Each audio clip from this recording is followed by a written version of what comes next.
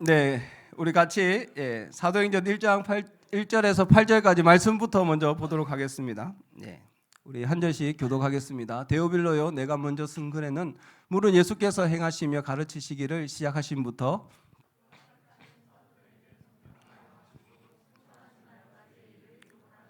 그가 고난 받으신 후에 또한 그들에게 확실한 많은 증거로 친히 살아계심을 나타내사 40일 동안 그들에게 보이시며 하나님 나라의 일을 말씀하시니라.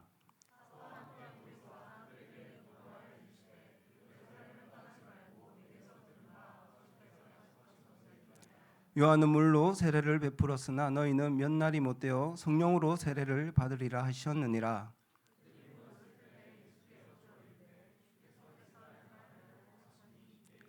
이르시되 때와 시기는 아버지께서 자기의 권한에 두셨으니 너희가 알 바 아니요 오직 성령이 너희에게 임하시면 너희가 권능을 받고 예루살렘과 온 유대와 사마리아와 땅 끝까지 이르러 내 증인이 되리라 하시니라. 아멘. 네. 저는 고등학교 2학년 때 인격적으로 하나님을 만났습니다. 그 후로 교회에 나와 열심히 신앙생활을 했습니다. 여러분처럼 청년 시기도 교회 나와서 미디어 팀으로 열심히 봉사하면서 그렇게 교회 열심히 나오면 신앙생활 잘하는 것이라고 생각했습니다. 그런데 교회 생활을 하면서 신앙생활을 하면서도 마음 가운데 답답함은 떠나가지 않았습니다. 제가 하나님과 인격적인 관계를 맺고 신앙적인 성장을 이루면서 살아야 되는데 제 삶에는 변화가 일어나는 것 같지도 않고 어쩌면 세상이 말하는 그런 행동들, 술 마시거나 이런 행동들은 하지 않았지만 그래도 제 삶은 세상의 사람들과 그렇게 차이가 있을까라는 그런 생각을 하면서 그런 어떤 청년 시기를 보냈던 것 같습니다. 수련회나 집회 같은 곳에 가면 하나님께 결단하고 하나님을 위해서 살겠다라고 고백하지만 집에 돌아가면 그 결단이 며칠 정도 갑니까?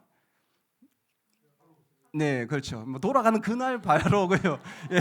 돌아가는 그날 바로 바로 게임 들어가면 10분만 하다가 그죠. 밤새고 그런 어떤 일들. 저 역시 그렇게 살았던 것 같습니다. 타협하고 자신과 점점 관대하고 그런 어떤 일상들이 반복되어서 굉장히 사실은 답답했고 죄책감도 굉장히 많았습니다. 제가 했던 많은 일에 참 죄책감을 많이 가지고 살았던 것 같습니다.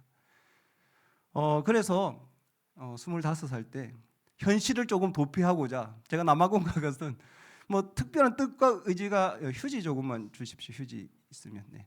제가 남아공에 갔던 거는 특별한 뜻과 의지가 있었던 것은 아닙니다. 현실을 도피하고자 해서 시영이가 1등. 네.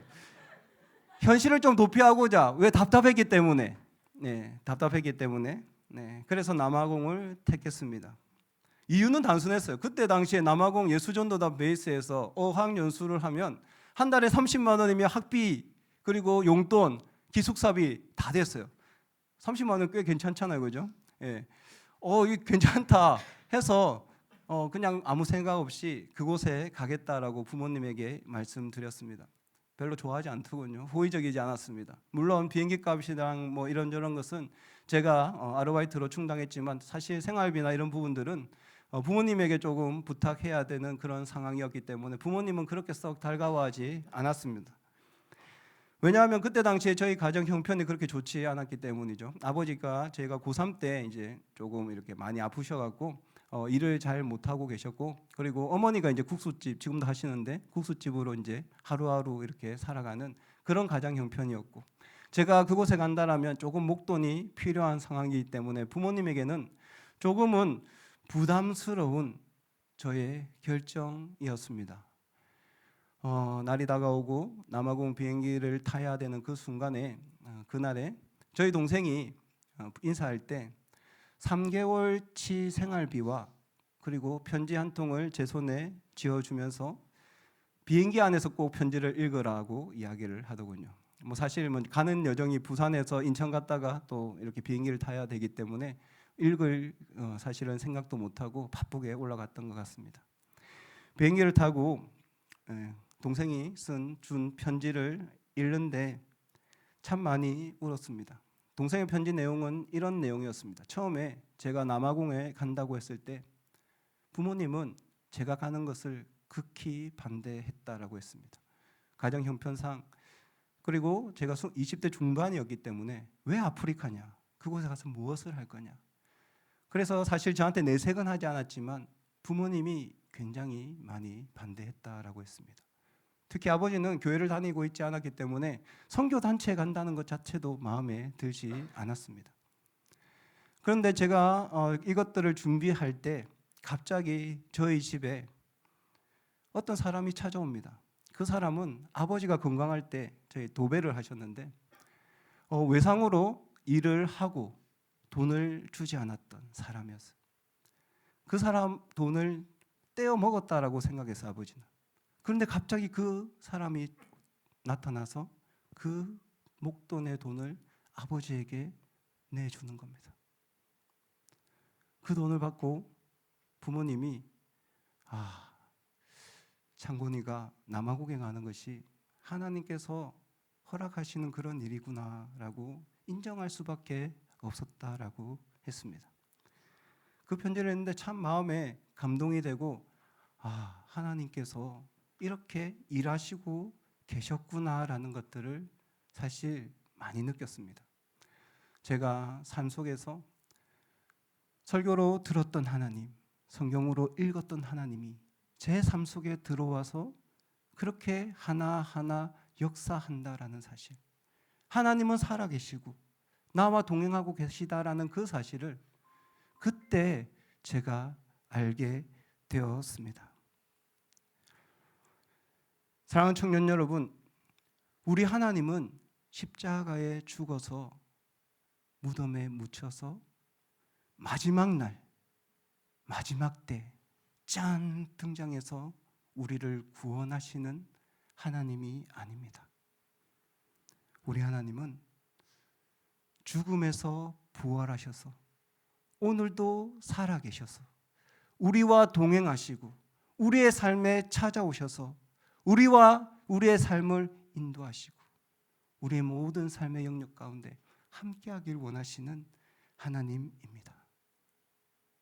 그런데 참 많은 그리스도인들이 하나님은 살아계시다라고 이야기를 하지만 하나님은 죽은 것처럼 신앙생활을 하고 있는 경우가 너무나 많습니다. 하나님은 살아계시다라고 이야기를 하지만 자신의 미래를 두고 하나님을 의지하지 않습니다. 하나님은 나와 동행하고 있다라고 하지만 수많은 결정의 순간 가운데 하나님을 선택하지 않고 세상을 선택할 때가 너무나 많습니다. 우리가 아는 많은 정치권의 사람들, 위정자들, 많은 사람들이 그리스도인입니다. 여러분이 아는 사람들 중에 저 사람 그리스도인으로서 뭔가 다르다, 뭔가 색깔이 다르다, 그런 사람 있습니까, 여러분? 찾기 어렵죠. 이유가 무엇이죠? 그들 삶 가운데 중요한 선택할 때마다 하나님보다는 분위기와 세상을 선택하기 때문에 어떠한 차별도 없이 그렇게 우리에게 보이기 때문에 우리 역시 교회를 다니나 교회를 다니지 않으나 정치인들은 다 똑같구나. 그런데 우리에게 돌아봐도 우리도 마찬가지죠. 우리의 삶도 그렇게 다를 바가 없습니다. 하나님께서 나를 인도하시고 하나님께서 내 길을 보호하신다라고 이야기하고 있지만 너무나 많은 사람들은 과거의 일들을 후회하면서 살아갑니다. 그때 비트코인 이렇게 웃는 사람들 몇몇 걸렸어. 제가 20살 때는 그때 막 다음 네이버 그때 주식을 샀었으면 저희 친구들이 이야기하는 그런 제가 아닙니다. 목사님 오해. 저희 친구들이 여러분도 작년인가 재작년 주식 광풍이 불 때가 있었죠. 지금 다 조용하잖아요. 다 후회한단 말이에요. 한탕. 그때 하나님을 인도하심을 구한다라고 이야기지만 너무나 많은 그리스도인들은 세상과 똑같은 그 한탕, 그 과거를, 그때를 후회하며 살아가고 있는 사람들이 너무나 많다라는 것입니다. 많은 사람들이 하나님을 믿는다라고 이야기하지만 오늘도 세상과 하나님 사이에서 오락가락하며 결정적인 순간에 하나님을 선택하지 못하고 세상을 선택하는 사람들이 너무나 많다라는 것이죠. 세상과 하나님 사이를 오락가락하는 이유는 분명합니다. 예수님의 부활이, 예수님의 살아계심이, 예수님께서 오늘 나와 동행하심이 우리의 삶에 분명하고 선명하게 나타나지 않기 때문입니다. 우리의 삶에 예수님의 살아계심이 나타나지 않기 때문에 우리는 어쩔 수 없이 세상 속에서 하나님을 바라볼 수가 없습니다. 예수님이 하나님의 아들이라고 말을 하지만 예수님이 죽음을 이기시고 다시 살아나셨다라고 수많은 설교를 통해서 들었지만 글 속에 적혀 있는 예수님, 설교를 통해서 들었던 예수님, 나의 삶 속에 직접적으로 역사하지 않기 때문에 우리는 나의 생각으로 예수님을 포장하기 시작합니다. 그래, 예수님은 이런 분이야, 이런 분이야. 제 지완 얘기를 자꾸 해서 죄송한데 제 여동생이 한 명 있습니다. 거의 모태솔로 비슷한. 누구 만약에 동생이 오더라도 아는 척하지 마세요. 알겠죠? 예. 명절 때 가면 그리고 설날 때 가면 결혼하라는 소리 나오겠죠. 예, 요즘 하면 안 되지만 어떻게든 나옵니다. 누군가가 하더라고요. 이렇게 우리 안 하려고 참고 있거든. 막 참고 있다가 하면 아버지 어머니 다 피했다 하면 형수님이 갑자기 하든지 갑자기 조카들이 하든지 이 고모 결혼 안 해? 뭐 이런 얘기가 꼭 나와요. 그때 되면 또 본물처럼 막 터지기 시작합니다. 그러면 제 동생이 거의 모쏠이기 때문에 자신의 연애관을 이야기해요. 자신의 연애. 이때까지 책에서 본 그 연애, 자신이 꿈꾸던 그 이상형의 그 연애. 우리 들으면 답답해 죽는 거예요. 저게 아닌데 저래서 안 된다. 제 마음 속에는 이미 포기를 조금 했고 어머니한테 죄송한데 기도도 못 하고 있고 그런데 아무튼 그 세계 속에 살고 있는 동생의 모습을 보면서 안타깝다라는 그런 마음이 있습니다. 어쩌면 하나님의 능력을, 하나님의 살아계심을 글로써 그리고 설교로서만 듣는 사람들은 비슷하게 하나님을 이상적인 존재로만 생각합니다. 내 삶에 하나님께서 오시면 누군가를 사랑할 수 있을 거야. 내 삶 속에 하나님이 역사하면 누군가를 나는 섬길 수 있을 거야. 근데 정작 미워하는 사람 생기면 미워하고 싫어하는 사람 생기면 싫어하고 결정적인 순간이 나타날 때마다 하나님 기도하는 것보다 자신의 생각으로 하나님 괜찮습니다. 이거는 하나님 터치 안 하셔도 됩니다. 그리고 세상을 선택하는 그런 것들이 우리 그리스도인들의 모습 아닌가라는 그런 생각을 합니다. 여러분, 우리뿐만 아닙니다. 성경에 나오는 제자들도 우리와 똑같습니다. 예수님의 제자들의 모습들을 한번 생각해 보시기 바랍니다. 그들은 예수님과 오랜 시간을 동행하면서 예수님이 하시는 일들을 보고 배우고 예수님께서 병을 치유하고 귀신을 쫓아내고 하는 것들을 옆에서 보았습니다. 가장 많은 시간 하나님 나라에 대해서 들었습니다. 병자들이 치유되고 귀신들이 떠나가는 것을 옆에서 경험합니다. 누구보다 예수님과 시간을 많이 보냈던 사람인데 예수님께서 잡히시던 그날에 누구도 예수님 곁을 지키지 않습니다. 왜 예수님이 잡히시던 그날에 제자들은 도망쳤을까요? 왜 제자들은 예수님께서 십자가로 가는 그 죽음의 순간 함께 동행하지 못하고 배반해야 했습니까? 이유는 단순합니다. 예수님은 끝났다라고 생각했기 때문에. 예수님은 끝났다. 십자가로 가는 모든 사람들은 죽었기 때문에. 예수님을 신문하는 대제사장들과 서기관들이 예수님보다 더 커 보였기 때문에. 예수님은 초라해 보였고, 예수님은 매를 맞았고, 예수님은 결국 죽고 이 세상에서 사라질 존재였기 때문에 그들은 예수님을 따르지 못하고 예수님을 배신하고 그곳을 떠날 수밖에 없었던 것입니다. 이전에 이미 예수님께서는 제자들에게 수많은 시간 자신의 죽음과 부활에 대해서 말씀하셨습니다. 내가 죽을 거야. 그런데 내가 다시 살아날 거야. 내가 죽을 거야. 하지만 내가 다시 돌아올 거야. 들었지만 이해할 수 없었습니다. 왜? 부활은 한 번도 일어나지 않았던 일이기 때문에. 자신들이 상상하는 예수 그리스도가 부활한다, 그것을 감히 생각할 수 없기 때문에, 자신들이 생각하는 하나님의 아들이 그 일을 도저히 할 수 없다라고 생각했기 때문에 십자가 앞에서, 서기관과 대제사장들 앞에서 예수님의 부활을 감히 상상하지도 못했기 때문에 그들은 예수님을 떠나갈 수밖에 없었습니다. 세상을 선택할 수밖에 없었던 것이죠. 그런데 오늘 사도행전 1장 우리가 읽은 말씀들을 보면 놀랍게 제자들이 다시 모이기 시작합니다. 예루살렘으로 모이기 시작하죠. 우리 4절 말씀 함께 읽도록 하겠습니다. 우리 4절 말씀, 자 시작.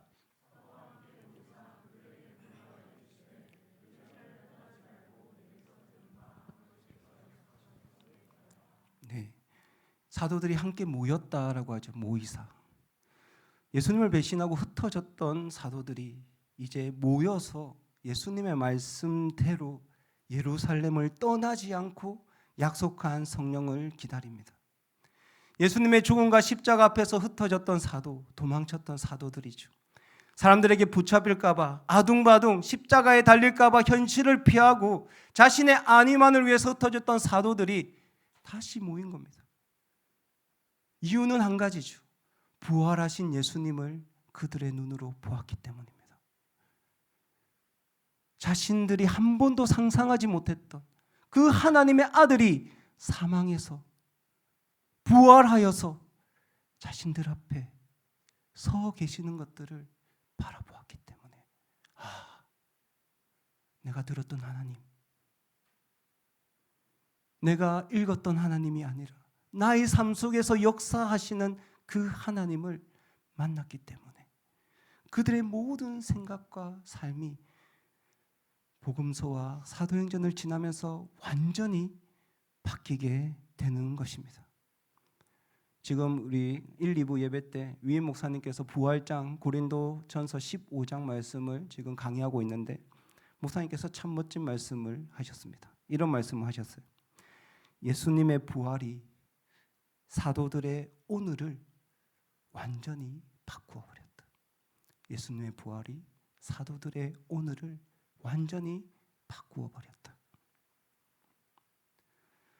지난번 이제 초동부 여름 성경학교 때 오셨던 우리 청년들은 이 간증을 들었을 텐데 안 들으신 분들도 있으니까 제가 이 간증을 다시 하도록 하겠습니다. 잠비아에서 DTS를 할 때 일입니다. 잠비아에서 보통 DTS, 예수전도단 DTS는 5개월 과정입니다. 5개월 과정. 3개월 동안은 강의를 듣고 2개월은 아웃리치로 다른 나라를 갔다가 다시 잠비아로 돌아와서 이제 일정을 마무리하는 그런 코스가 DTS 과정인데, 원래는 제가 있었던 지역이 리빙스턴이라는 지역, 그 짐바브웨와 이제 잠비아 국경선이거든요. 그래서 보통 3개월 비자를 받고 일주일 동안 짐바브웨에 갔다가 다시 돌아와서 3개월 비자를 받고 이렇게 6개월을 채워서 이렇게 5개월 코스를 마치는, 보통 다 잠비아나 아프리카 나라들은 그렇게 비자를 갖다가 받습니다. 그런데 비자법이 그 해에 바뀌어 버린 거예요.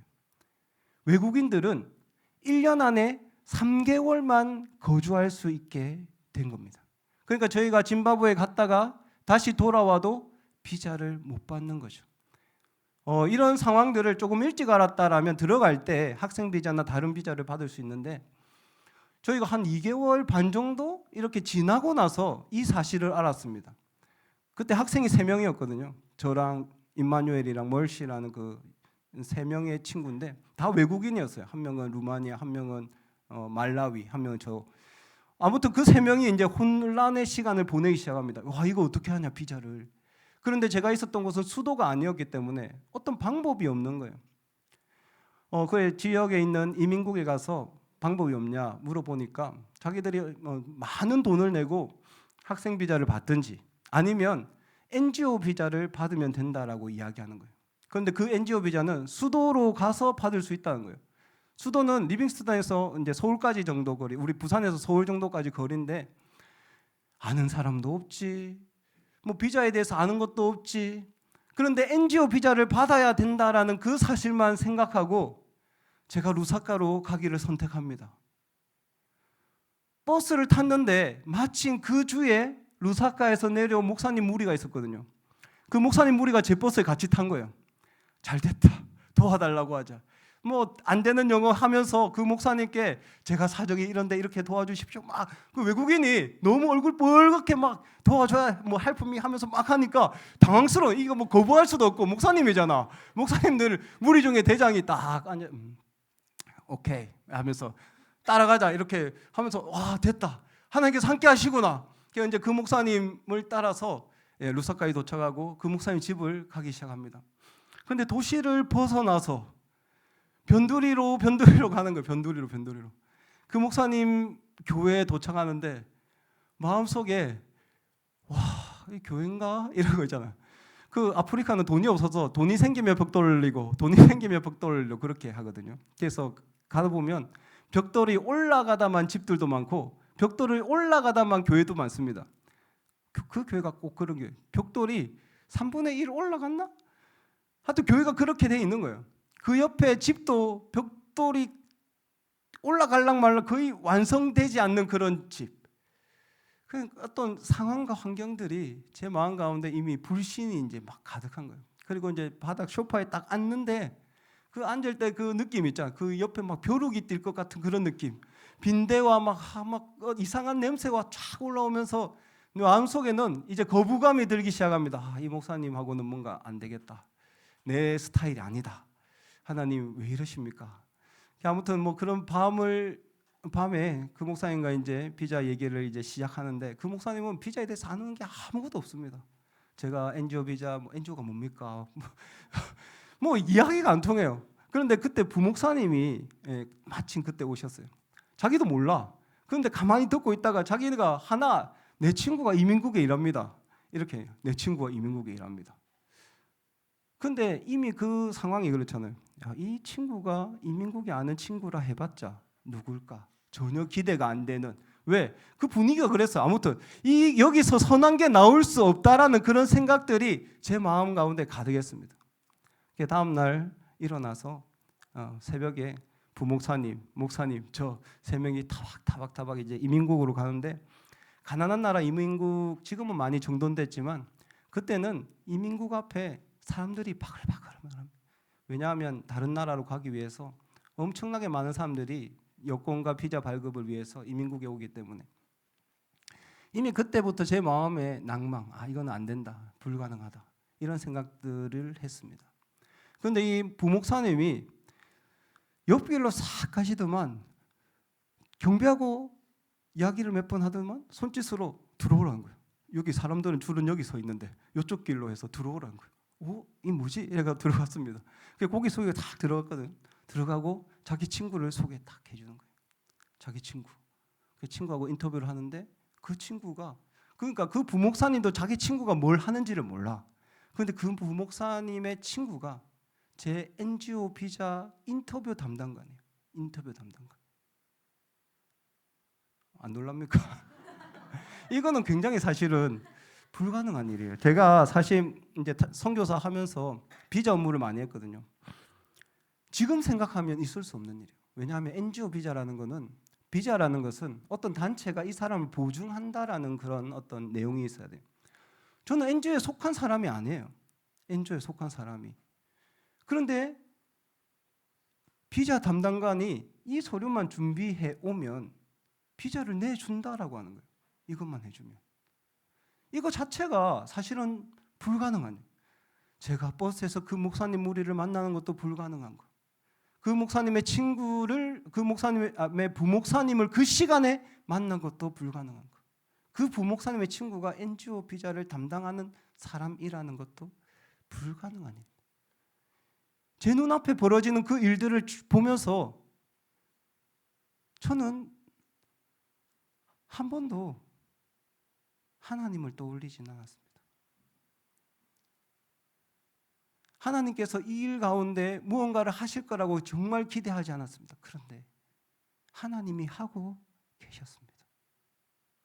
하나님께서 사람을 만나게 하시고 새로운 일들을 행하시고 제 삶 가운데 들어오셔서 불가능한 새로운 길들을 만들어내고 계시더라고요.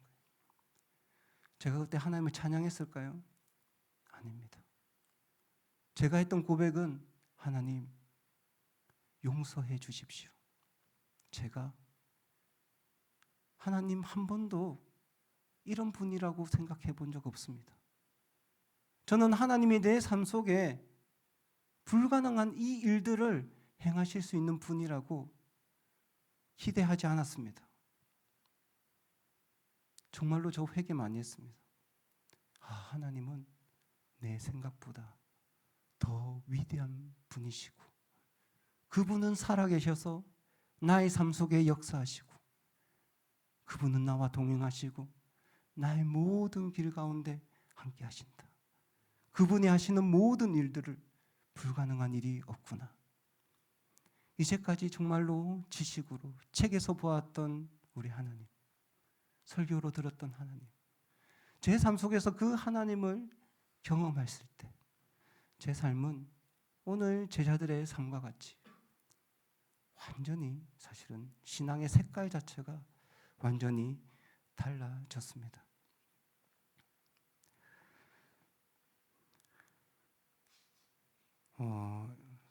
제자들과 같이 제가 만난 우리 주님은 부활의 주님이십니다.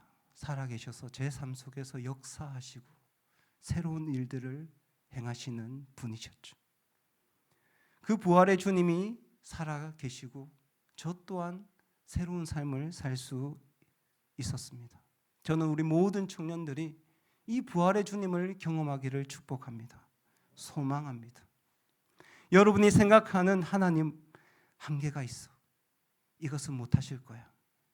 그것을 넘어서는 그 전능하신 하나님이 여러분 삶 속에서 역사하는 것들을 경험하기 시작한다라면 여러분의 인생은, 여러분의 신앙생활은 완전히 달라지게 됩니다.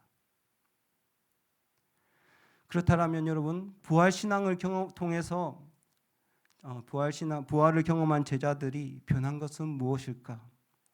제자들은 이제는 더 이상 자신이 처한 환경과 자신이 처한 상황을 두려워하지 않는 사람들이 되었습니다.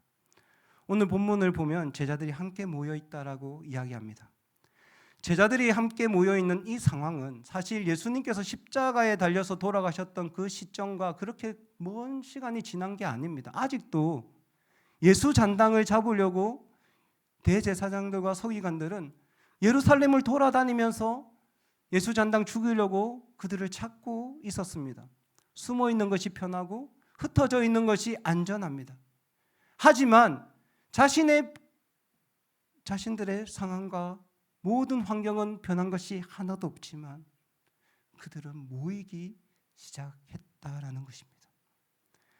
자신들의 상황과 환경은 변한 것이 하나도 없었지만 제자들이 변했던 것이죠.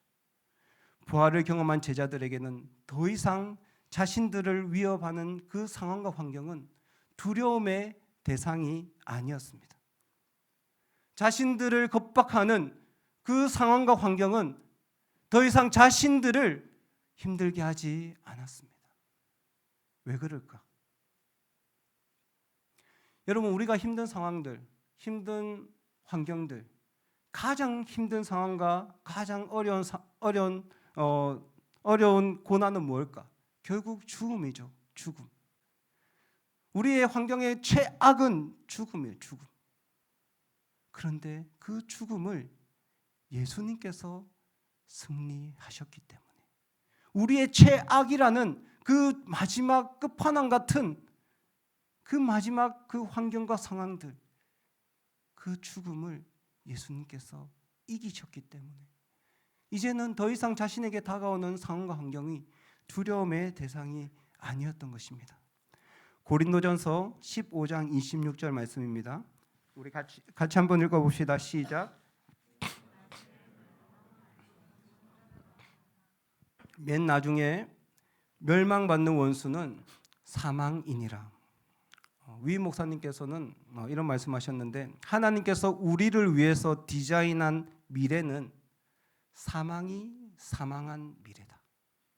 하나님께서 우리를 위해서 디자인한 미래는 사망이 사망한 미래다. 우리를 고난하게, 우리를 힘들게 하고 아프게 하고 어렵게 하는 모든 환경의 끝판왕인 사망은 예수 그리스도의 부활로 인해서 결국은 사망될 것입니다. 그것이 우리의 믿음이 되어야 합니다. 그 믿음이 있다면 우리가 처하는 모든 상황과 환경 가운데서 우리는 두려워할 필요가 없습니다. 왜? 결국 우리는 다시 살아날 것이고 우리의 상황과 환경은 예수 그리스도로 인해서 무너지기 때문입니다. 오늘 많은 청년들이 이런 이야기를 합니다. 암울하다. 꿈이 없다. 희망이 없다. 목사님, 우리가 버는 그 돈으로 이제 아파트 한 채 사는 것 불가능합니다. 우리 세대는 정말로 희망이 없습니다. 그 이야기를 많은 청년들에게 사실 들었습니다. 유튜브나 인터넷 게시판에도 여러분의 친구와 여러분의 선배, 동생 그런 사람들이 올리는 글, 삐갔네 같은 이 세상 뭐 이런 거 있잖아. 막 하는 그런 말 제가 표현하지 못하는 그런 어떤 언어들, 한탄하고 술 마시고 시간을 낭비하고 그런 이야기들을 서로 공유하면서 그래 맞아.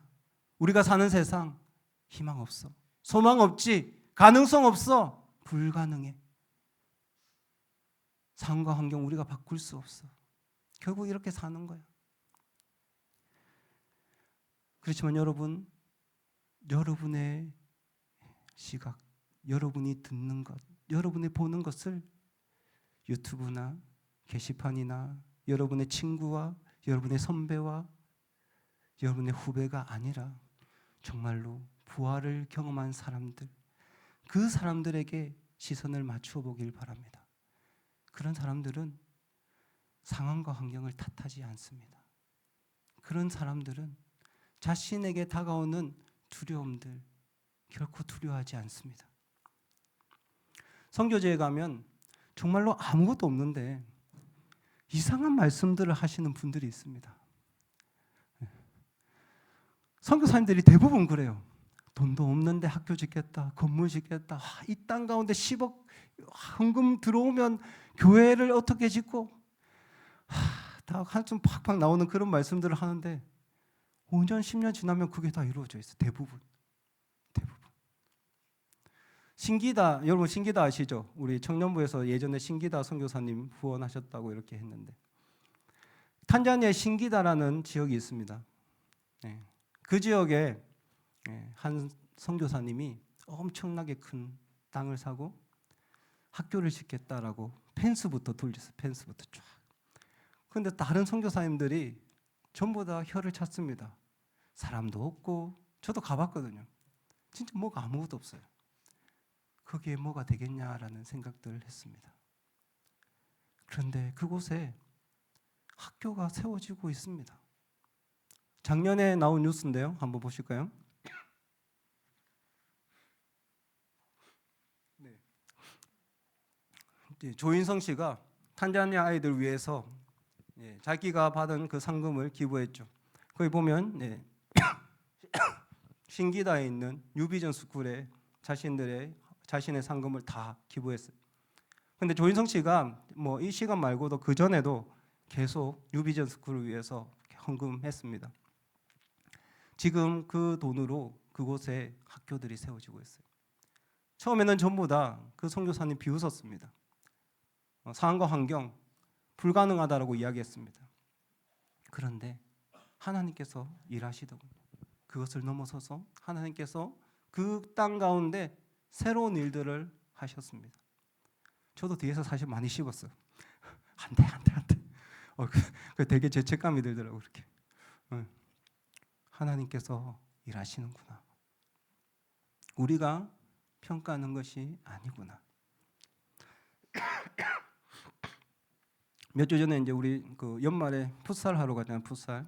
우리 청년들. 저도 이제 오랜만에 축구를 하러 갔는데 오랜만에 사실 축구를 해서 사실 제 마음 가운데 이제 뛰려고 하는 열정이 있어서 가득했거든. 사실은 끝까지 뛰어야겠다. 근데 이제 좀 뛰는데 전화를 그 벨로 안 바꿔야 되는데 벨로 바꿔 나가고 내가 그 진동으로 했으면 안 받았을 건데 제가 벨을 바꿨어요 그때. 실수를 했어. 아무튼 딱 쉬는 시간에 전화가 오는 겁니다. 아내가 전화하기를 탄자니아에서 저희 팀 같이 사역했던 선교사님이 갑자기 이제 부산에 오신 거예요. 미리 이렇게 약속을 잡고 이렇게 오셔야 되는데 갑자기 와서 갑자기 만나자고 그날 올 수 있냐고. 마음 가운데는 짜증과 그런 것들이 사실 있었지만 그래도 정말로 가까운 선교사님이셨기 때문에 그때 빨리 갔잖아요. 제가 가서 이제 사모님이랑 세 자녀가 부산에 왔더라고요. 이렇게 만나서 이렇게 저렇게 이야기했는데 그 선교사님은 이제 탄자니아에 있다가 케냐 이제 킬리만자로 산 근처에 약간 마사이 마을 시골에 사역지를 옮기셨습니다. 그 이야기를 조금 하는데 사실 그 사모님은 선교지 자체를 오기 싫어했던 사람입니다. 맨날 이야기하면 아이고 속았다. 그런데 이제 그때 무슨 얘기를 하여튼 그것도 특별한 경험이었어. 두 손 들 수밖에 없는 경험을 하고 선교지에 온 거야. 그러니까 이제 억지로 왔으니까 남편 선교사님을 달달 볶는 거겠지. 남편 선교사님 집에 잘 안 들어가. 맨날 열심히 일해. 정말 열심히. 밖에서 엄청 열심히 일하고 사모님은 맨날 커피 마시러 이렇게 가끔 가시고 호텔에 가면 가끔 만나시고 시골을 굉장히 싫어하시는 분인데 시골에 가신다 해서 사실은 좀 놀랐어요. 그래서 아니 사모님 어떻게 시골에 가셨냐? 별로 시골 안 좋아하시지 않냐? 이러니까 그냥 이야기를 하시는 거예요. 코로나 때 이제 3년 코로나 딱 터지고 나서 여러분은 별로 관심이 없겠지만 저는 이제 탄자니아 뉴스에 관심이 있으니까 탄자니아에서 전세기가 떴어요. 그래서 한국 사람 거의 한 100 몇 명이 그 전세기를 타고 한국에 왔습니다. 대부분 선교사님들하고 한인들이 그 비행기를 타고 한국으로 돌아왔죠. 그런데 그 가정은 탄자니아에 남을 수밖에 없었습니다. 남고 싶어서 남은 것이 아니라 남을 수밖에 없어서 남았습니다. 둘째 아들이 국제학교를 다녔는데 그 아들이 되게 착한 아이인데 어떤 문제가 있었던 것 같아요. 그래서 퇴학을 당했어요. 고등학교 2학년이었는데. 그리고 첫째가 대학을 가야 되는데 코로나가 터지는 바람에 대학을 갈 수 없고 온라인으로 뭔가를 해야 될 수밖에 없는 상황이었습니다. 그리고 막내도 케냐에 있는 학교에 가야 되는데 갈 수 없어서 또 집에 있어야 되는 상황이었죠. 아들도 퇴학당해. 큰딸도 어딜 못 가. 작은딸도 못 가. 한국으로 돌아갈 수도 없고. 그래서 3년 동안 그 탄자니아 지역의 그 집에 지냈던 거예요. 같이 예배드리고 홈스쿨링하고 같이 기도하고. 처음에 말도 안 나왔답니다. 어떻게 하나? 이 애들을 어떻게 살게 하나? 갑갑하고 답답하고 답이 안 보이는 거예요. 사모님 말이 하나님께서 얘들을 어떻게 사용하실지. 3년이 딱 지났는데 하나님께서 이 자녀들을 새로운 길들을 열어주기 시작합니다. 큰딸은 온라인으로 대학을 잘 마치고 미국에 있는 대학원으로 가게 하고, 둘째 아들은 미국에 있는 홈스쿨링으로 고등학교를 졸업하고, 그리고 미국에 있는 대학에 들어갔는데 사실 학비가 굉장히 비싸잖아요. 근데 가출사로 바로 군대를 갔습니다. 군종을 했는데 거기서 군종 자기 위에 있는 분이 이 아이를 잘 보고 모든 학비를 지원하겠다라고 했습니다. 막내는 암스테르담 네덜란드에 있는 의대에 들어갑니다. 뭐 그 사모님 말로는 약간 그 자랑기가 있어서 0.14% 뭐 이렇게 얘기하시던데, 예, 예, 그 뭐 하여튼 감사하죠. 너무나 감사하죠. 사모님 그렇게 얘기하시더군요. 정말 케냐 그 시골에 가기 싫었다고. 하나님께서 그곳에 가라 했을 때 나는 가기 싫었다고. 근데 자녀들의 길을 그렇게 여는 것들을 보고 내가 어떻게 안 갈 수가 있냐고. 하나님께서 그렇게 일하시는데, 함께 하시는데. 그곳은 상황과 환경이 너무나 열악한 곳입니다. 그렇지만 지금 사모님은 즐겁게 그곳에서 사역하고 있습니다. 여러분이 이야기하는 사람들, 여러분이 보는 많은 매체들, 선한 것 별로 없습니다. 부활의 이야기를 들으시기 바랍니다. 부활을 경험한 사람들의 이야기를 들으시기 바랍니다. 그 이야기를 여러분을 채워가시기 바랍니다. 그 이야기 속에 소망이 있습니다. 모두가 불가능이라고 말하는 현실 속에서 소망을 찾을 수가 있습니다. 모두가 힘들다라고는 오늘의 현실 속에서 꿈을 꿀 수가 있습니다. 하나님을 바라볼 수 없다라고 이야기하는 그 순간 속에서 하나님을 바라볼 수 있습니다. 동일한 사람들, 세상의 지식들 기대어서 살려고 하지 마시고 조금 더 하나님 앞에 나아가서 그것들을 경험한 사람들과 함께 삶을 나누고 함께 하나님의 길을 걸어가길 소망합니다. 그럴 때 상황과 환경을 이겨낼 수 있는 것입니다. 이미 하나님은 우리의 모든 상황과 환경의 끝판왕 사망을 이기셨습니다. 두려워할 필요 없습니다. 여러분도 승리할 것입니다. 살아계신 하나님과 걸어가기 한다면 하나님께서는 새로운 길을 여실 것입니다. 부활의 예수님을 만났던 사도들은 한 가지 더 변화가 일어납니다. 이제는 더 이상 자신의 유익에 따라 살아가는 것이 아니라 이제는 하나님 나라를 위해서 살기 시작합니다. 자신의 삶의 방향과 가치가 완전히 달라지기 시작하죠. 예수님 부활하기 전에, 십자가 전에는 제자들은 누가 더 높은 곳에 올라갈까를 두고 싸웠던 그런 사람들입니다. 내가 더 높이 올라갈 거야. 내가 더 많은 명예를 가질 거야. 내가 더 성공할 거야. 내가 더 많은 것을 기득권을 누릴 거야. 그런데 부활 이후에 그들은 하나님 나라를 꿈꾸기 시작합니다. 6절 말씀입니다. 우리 6절 말씀 함께 읽겠습니다. 시작.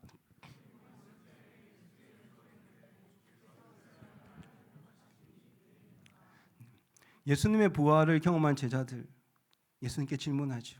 예수님, 이스라엘 나라 회복하는 것이 지금입니까? 다른 말로 하나님의 나라가 이제 임하는 겁니까? 예수님의 부활을 경험한 제자들의 관심이 완전히 바뀌었죠. 이전에는 자신이 먹고 마시고 성공하는 것을 구했지만 이제는 먼저 그의 나라와 의를 구하기 시작합니다. 부활의 주님이 만들어 가실 하나님 나라를 관심을 보이기 시작하는 거죠. 사람은 자기가 가치를 두는 곳에 물질과 시간을 사용합니다. 다른 말로는 목숨을 걸죠. 부산 사람들은 야구를 좋아합니다. 올해 작년에 사실 여기 와서 야구를 띄엄띄엄 이렇게 몇 번 보러 갔습니다. 그런데 재밌는 거는 갈 때마다 있는 분이 계세요. 갈 때마다 깃발 들고 그 무리가 있어. 거기 그 무리에 들어갈 수는 없어. 번쩍 얼굴 자체가 롯데야. 얼굴 자체가 와 그분들은 그냥 나오면 뭐 이 노래도 안 해. 그냥 동작이 일단 선수가 나오면 그냥 자연스러워 모든 게. 야, 저 사람들은 뭐지? 시간, 물질. 대단하다. 왜? 그곳에 가치를 두고 살아가니까. 우리 청년들 중에 게임에 진심으로 가치를 두고 살아가는 사람들이 있죠. 예, 견눈질 하지 마세요 지금. 야, 니다 막 이래 하지 마. 저는 안 보도록 하겠습니다. 요즘에 또 피규어 그렇죠. 그런 거 모으는 친구들도 많고 또 자신의 취미생활. 지난주 한 분 이렇게 만났던 분은 커피에 목숨을 거는 분이에요. 커피 도구가 여기서부터 저까지 쫙 쌓여고, 그분이 그래 말하더라고. 새로 커피 어떤 물건이 나오면 그걸 안 사면 견딜 수가 없다라고. 야, 참 진심이구나. 왜? 그곳에 관심을 가지고 있으니까. 시간을 쓰고 물질을 쓰는 거죠. 부활을 경험한 사람들에게는 자신의 가치가 달라지는 겁니다. 물질을 사용하는 것도 달라지고, 시간을 사용하는 것도 달라지고, 생명을 사용하는 것도 달라진다라는 것입니다. 하나님 나라가 보이기 시작하는 겁니다. 어떤 것보다 하나님 나라가 소중해지는 거죠. 그래서 제자들은 예수님의 부활을 경험하고 자신의 모든 시간과 에너지를 하나님 나라가 확장되는 일에 사용합니다. 하나님의 꿈을 자신의 꿈이 되어서 살아가는 인생이 되는 것입니다. 여러분, 하나님 나라를 꿈꾼다라는 것은 선교사가 되어야 된다, 목사가 되어야 된다라는 것이 아닙니다. 하나님의 나라를 살아간다는 것은 자신의 삶 속에서 사랑, 평화, 섬김, 정의, 용서, 희생, 하나님의 가치를 실천하면서 살아간다라는 것을 의미합니다. 우리 청년들 중에는 교대생들이 많이 있습니다. 앞으로 선생님들이 될 분들이죠. 그리고 이미 선생님들도 있습니다. 참 중요한 위치에 있는 사람들입니다. 또 들어보니까 교직에서 어떤 자신의 소신을 이야기하기가 참 어렵다라는 이야기도 듣습니다. 하지만 기도해야 합니다. 교사는 하나님 나라를 실천할 가장 좋은 위치에 있는 사람일 수도 있다라는 사실을 기억하시길 바랍니다. 물론 현실은 냉혹하고 현실은 만만하지 않습니다. 부모님의 갑질. 그렇지만 이겨낼 수 있습니다. 주님을 붙드십시오. 살아계신 하나님이 여러분이 일하는 모든 일터에 하나님 나라를 세우실 것입니다. 여러분의 가정 속에서도, 여러분의 직장 속에서도 그 꿈을 꾸어야 합니다. 내 꿈이 아니라 하나님 나라의 가치를 그곳에서 실천해야 합니다. 목사님, 그게 쉽습니까? 말도 안 되는 소리 아닙니까? 그래서 우리 예수님은 그 길을 좁은 길이라고 표현하시죠. 좁은 길. 넓은 길을 가는 사람들은 너무나 많습니다. 하지만 좁은 길을 선택해서 가는 사람은 많지 않습니다. 예수님은 그 길을 우리에게 선택하라고 하십니다. 그리고 또 다른 말로 그것이 나의 십자가라고 말씀합니다.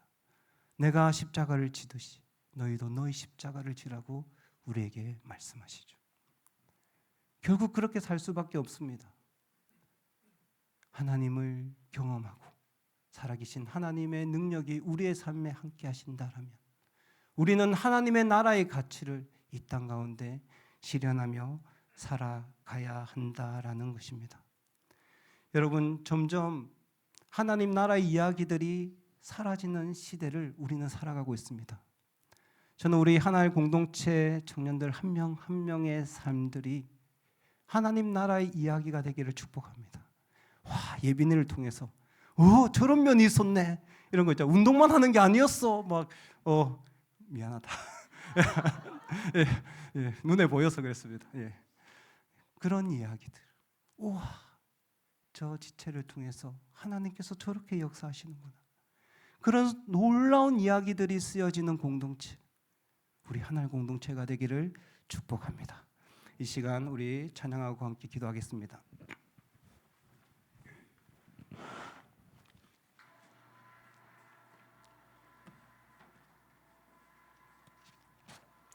네, 우리 다 같이 일어서서 주 예수 나의 산소만 같이 찬양하겠습니다.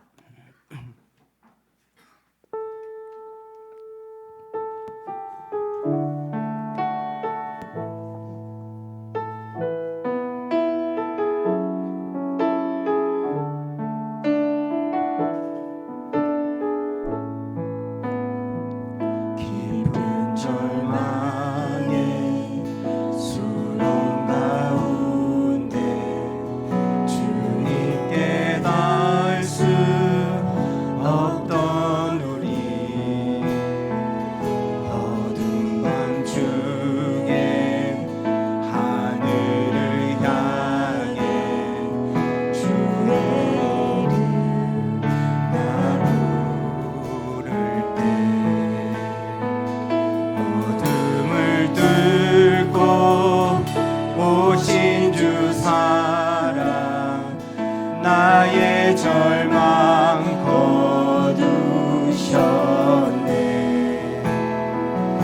주님의 공로 이루셨네. 주 예수 나의 사소한 할렐루야 할렐루야 주를 찬양하여라 할렐루야 자유케 하셨도다 죄의 저주 끊으신 주께 구원이 있도다 주 예수 나의 살소망 할렐루야 할렐루야 주를 찬양하여라 할렐루야 자유케 하셨도다 죄의 저주 끊으신 주께 구원이 있도다 주 예수 나의 산소 우리 3절 합시다 언약된 아침 장사된 몸에 부활의 호흡 시작됐네 유다의 사자 위엄찬 성도 사망이 무너졌도다 이제 사망을 물어는 너는 우리를 주장할 수 없네 유다의 사자 위엄찬 포효 사막이 무너졌도다 사막이 무너졌도다 주 예수 승리하셨네 할렐루야 할렐루야 주를 찬양하여라 할렐루야 자유케 하셨도다 죄의 저주 끊으신 주께 구원이 있도다 주 예수 나의 산소망 할렐루야 할렐루야 주를 찬양하여 아멘 할렐루야 자유케 하셨도다 죄의 저주 끊으신 주께 구원이 있도다 주 예수 나의 산소망 그리스도 나의 산소망 그리스도 나의 산소망 당신은